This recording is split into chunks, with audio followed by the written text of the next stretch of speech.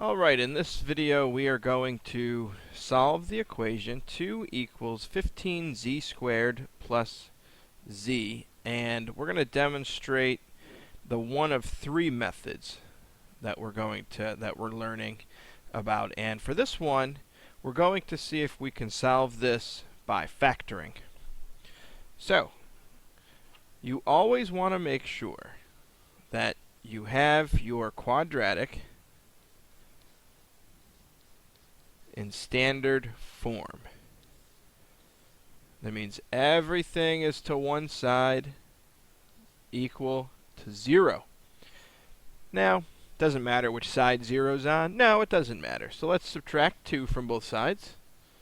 And now we have 0 equals 15z squared plus z minus 2. Now let's see if this can be factored. And I'm going to use factor by grouping to do this, which means that I have to multiply the first coefficient of the leading term times the constant, which is negative 30. And then I need to see if I can find two numbers whose product is negative 30 and whose sum is the coefficient of that middle term, which right here, there's a 1 here, so we need a sum of 1. Well, that's going to be 6 and negative 5. Because 6 times negative 5 is negative 30, and 6 plus negative 5 is 1. Is this the only way to factor? No, you could do trial and error as well. Now, what we do with this is we keep the first term the way it is. Then instead of writing plus 1z, we write, using these numbers we just found, plus 6z minus 5z. And then we bring down the minus 2. See, we didn't change this at all. 6z minus 5z is 1z. Now we cut this right down the middle, and we factor each half. So it looks like in the first half, 15z squared plus 6z, there's a common factor of 3z. So we'll take that out. And what's left, 15z squared divided by 3z is 5z. 6z divided by 3z is plus 2.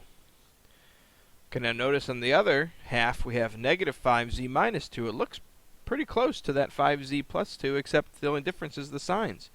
So let's take out a negative 1, which would leave us with 5z plus 2. Bring the 0 down. Now the greatest common factor is this 5z plus 2. So we could take that out. So 5z plus 2, 3z minus 1. So being able to factor is very, very, very important. Okay, so let's just finish this problem off. So now the zero factor property states that if a times b equals 0, then either a equals 0 or b equals 0, or both are 0. So we have 5z plus 2, that's like our a. 3z minus 1, that's like our b. So we need to set each one equal to 0.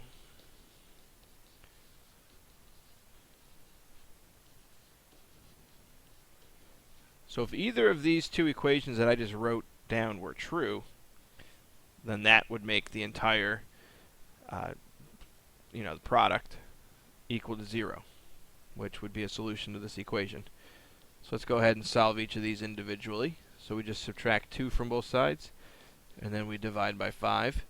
So if z was negative 2/5, if z was negative 2/5, and you substituted z back here, that negative 2/5, even on the other side, but you'll end up getting a 0 for this for the first expression, and 0 times anything is 0, which makes that a solution to this equation. Let's bring the or down. So now we'll add 1 to both sides. So now we have or 3z equals 1, and then divide by 3. So z could be 1/3.